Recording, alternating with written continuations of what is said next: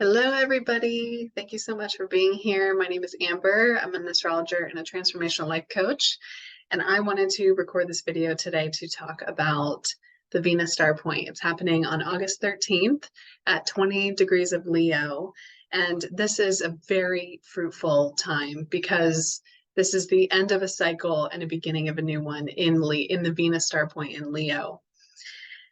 If you know me at all, you know that I love to talk about Venus. Venus to me is just absolutely pure magic. Her cycle is absolutely incredible. If you don't know much about it, I highly recommend diving more deeply into it. I'll probably make another video at some point just about her cycle and to teach a little bit more about what it is and what it means and how we can identify and relate to it in our lives today. But for today's sake, I won't get into it too much, other than say that the Venus orbit, from if you track it from Earth, it if she goes up into the sky and under, and it looks like she goes under the Earth. She's not actually going under the Earth, but she'll be in our sky and she won't be in our sky, and she'll be in our sky and she won't be in our sky.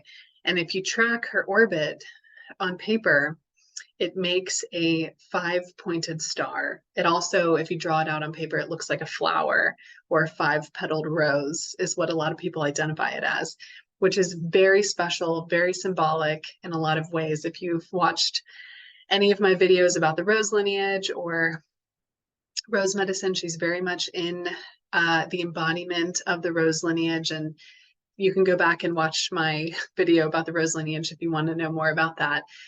But it's symbolic of who Venus is. Venus is the planet of love, of relationships, of femininity, sensuality, creativity. She's a very goddess-like archetype. So her orbit just naturally reflects her energy. And there's a lot of numerology in the orbit of Venus. Some of that's important for today. What I want to talk about is that Venus has an 8-year cycle. And so what I mean by that is if that five-petaled flower that she draws out in the sky, it takes 8 years to get to complete the whole cycle, to complete the whole flower. So every point, every new petal that she makes, she has 5 petals, 5 points, and it takes a full 8 years for that to happen. And as of right now, we are coming to the end of one of those 8 cycles, and in the Leo cycle. So, and we know that that's happening. It's because she's having a conjunction with the sun, which we also called a Cazimi. Venus Sun Cazimi is what they call it, which every planet has a Cazimi when it's conjunct the sun. And a Cazimi is important because the Cazimi it means that that planet is being penetrated in this heart-centered, heart-led way because the sun rules the heart. So Venus, when she has a Cazimi, number one, it's all Venusian things penetrating us in this very deep heart-centered place, but it's also the point of a new petal, it's a new point to the five-pointed star. And there's 2 different types of points that she has. She has one point during her retrograde period, which is right now, and there's another point which is when she's not retrograde. When she is retrograde, they call it the inferior conjunction, which just means that she's close to Earth. It's when Earth is here, the sun is here, and Venus is in the middle. And when she has a superior conjunction, it's when Earth is here, the sun is here, and then Venus is over here. So Venus is a lot closer to the Earth during this conjunction. And this conjunction, this Cazimi, is extra special during a retrograde period, in my opinion, because the Venus retrograde period is very transformative, very transformational. The orbit of Venus also mirrors the story of Inanna. And if you know about the myth of Inanna, she has an incredible story about how she's the queen of heaven and her sister is the queen of hell, or Rishka is her sister's name. and Inanna's husband or partner, whatever she calls him, dies. And to save him, she goes down into the underworld to save her husband. And as she's descending into the underworld, she passes through these gates. She goes through 7 gates. And each gate, she's removing an article of herself. She's surrendering. She's going through an ego death, whatever you want to call it. She's de-armoring. She's delayering. And each gate is representing something different. They also mirror the chakra system. So she's up in heaven, and as she's descending, she's going through each chakra system, which astrologically is when Venus is conjunct the moon. So we also call the Venus moon conjunctions the stargate portals, is what a lot of people call them. I know I'm throwing a lot of information at you. Feel free to pause and re-listen to this if you need to. But so anyways, Venus will descend into through these gates. When she has her Venus moon conjunction, she's mirroring exactly what Inanna does. And then Inanna, when she reaches to the end, to the underworld, she is killed by her sister. Her sister kills her and literally hangs her body on a meat hook to die, to rot. And it's symbolic of her completely surrendering to this transformative experience. It's really mirroring in our lives when we go through death and rebirth, because we all do. We all have transformative experiences. We all are called to surrender, to de-armor, to let pieces of ourselves die away. And so that's mirroring the journey of Inanna's descent. And the same thing happens with Venus. Venus goes from, she'll be going through these gates, and when she's going through the gates, she's either an evening star or she's a morning star. And what I mean by that is that we can either see her in the evening sky or we can see her in the morning sky. Venus is special where you can't see her in the sky at all times. You can only either see her right at dusk or right at dawn. And so when you can see her, either either one of those 2 phases, she's in her time period when she's moving through the gates. She's either descending or she's ascending. But when she's in the retrograde period, she goes into the underworld. We can't see her in the sky, and she dies, is what they say. And that's around the time when she has a Cazimi, when she's conjunct with the sun. But then when that happens, we are reborn. When we die, we have an opportunity to be reborn. Inanna is born again, and she is born again because her father sends these helpers. I can't remember what they're called, but sends these helpers to come help her. And she's reborn, and then she starts to ascend again, and she'll go back through the gates. And every time she goes back through the gates, she takes a piece of herself back. So again, it's very symbolic for journeys that we go through in our own lives. And it's the same with Venus. When Venus is an evening star and or a morning star, we'll just use this one as an example. When she's an evening star, when she goes into a retrograde period, we can no longer see her in the sky, which is right now, she's retrograde right now in the sign of Leo. And when she's conjunct the sun, the Cazimi, we can no longer, or she has her moment of death so that she can be reborn. And then when she's reborn, she'll stay in the underworld for some period of time around this time period in the 40 days that she's retrograde. She's reborn again as a morning star. And so then we'll be able to see her at dawn moving forward. So I highly recommend, if you're able to see her, I'll post at a later date when that date actually is. But if you're able to make space to see her at dawn or at dusk, if she's in her evening star phase, it is absolutely incredible. She's a beautiful planet to look at. So that's where we're at right now. We're in this time period of death and rebirth because she's having this conjunction with the sun. And the reason why I wanted to make this video is because this is a very symbolic time within this Leo cycle that we're in. And so every 8 years, she completes a cycle and starts a new one.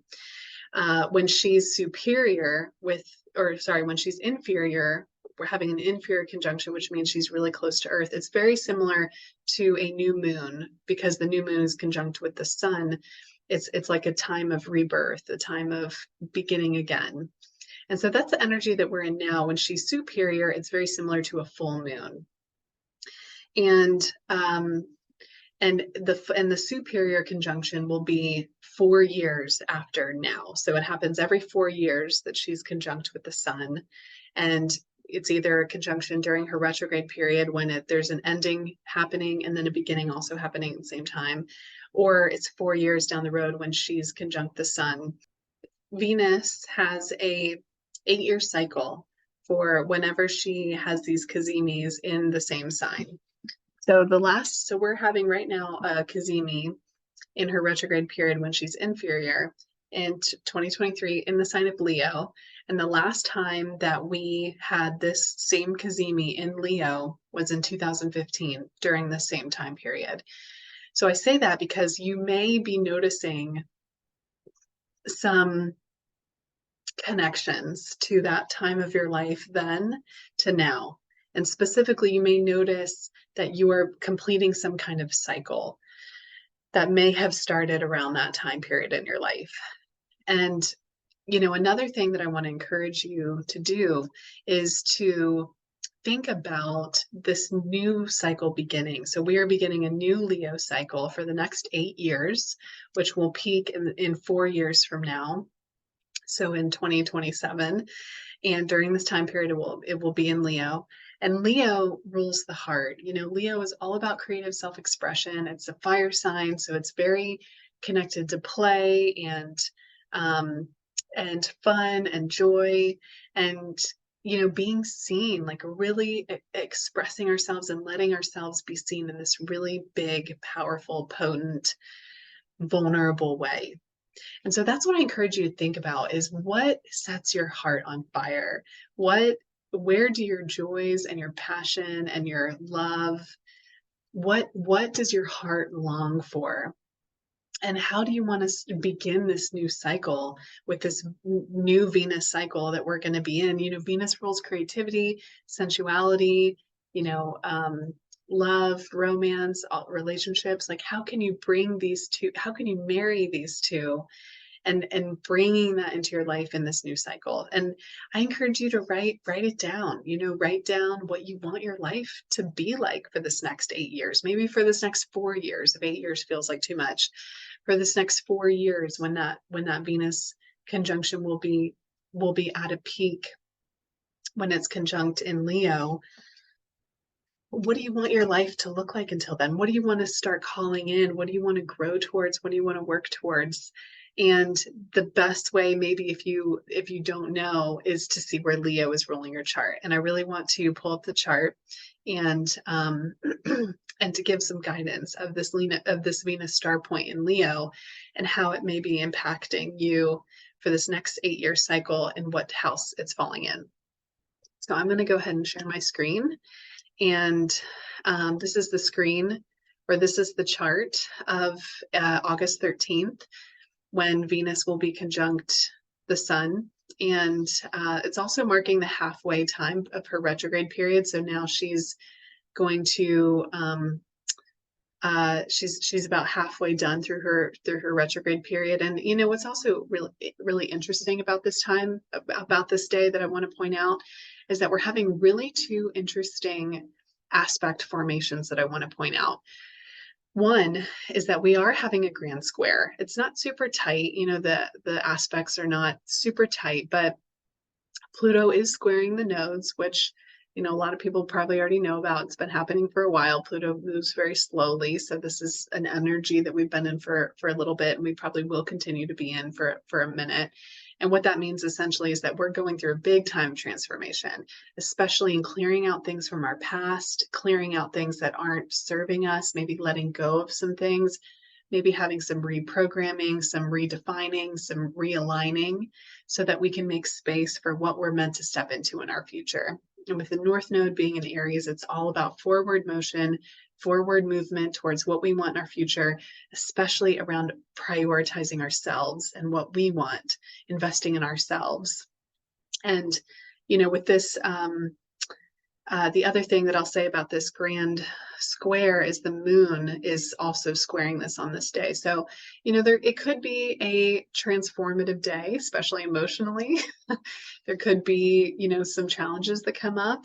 And if that is the case, then, ride the wave and just trust that whatever comes up is here to support you and to help you and to guide you. And piggybacking off that, the other thing that I wanted to point out is that we are having a kite formation.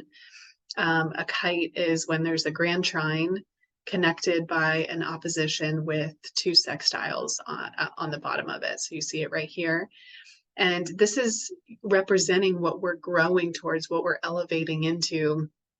And the important thing about a kite is to look at to where it's pointing. And it's pointing at Pluto in Capricorn, which is very interesting because, Pluto's been retrograde for a little while. It's been in Capricorn for a little while, and it will be going direct at some point this year. And it'll, I don't know the exact date off the top of my head, and it will be going back into Aquarius as of early 2024. So, this is interesting. This is a time to really come back to the structures in our life and the systems in our life. And is it working for us in the way that we need it to work? Or is there some lesson that I'm avoiding or something that I'm, is there something that's not working for me? Is there something that I get to remove so that I can be more aligned with how I want to serve humanity and how I want to serve the world? And if I want to be able to be in a place of service, I really get to be grounded first within me and my systems that work for me. So I encourage you to think about that on this day as well. But what I'll say for this Venus Cazimi at 20 degrees of Leo is, if anybody has, what I want to talk about is people who have fire placements around 20 degrees. And a reason why I want to point this one out is because that means that they are trining this Venus Cazimi, which I want to point out specifically because that means that this is a really potent time for you to move towards something, to start to create something, to start to really take some action towards what you want to create for this next cycle, for this next 4 years to 8 year cycle. I hope this video was helpful. Thank you so much for watching. I so appreciate and honor all of you being here. And thank you again for all of your comments and your likes. And I always welcome your support. And if you feel called to reach out to me, I do offer astrology readings as well as ongoing coaching for support to create change. And you can find more information about that on my website at www.amberbrownshort.com, or I'm on any of the social media platforms at Amber Brown Short. So thank you so much again for being here, and I hope you have a wonderful Cazimi.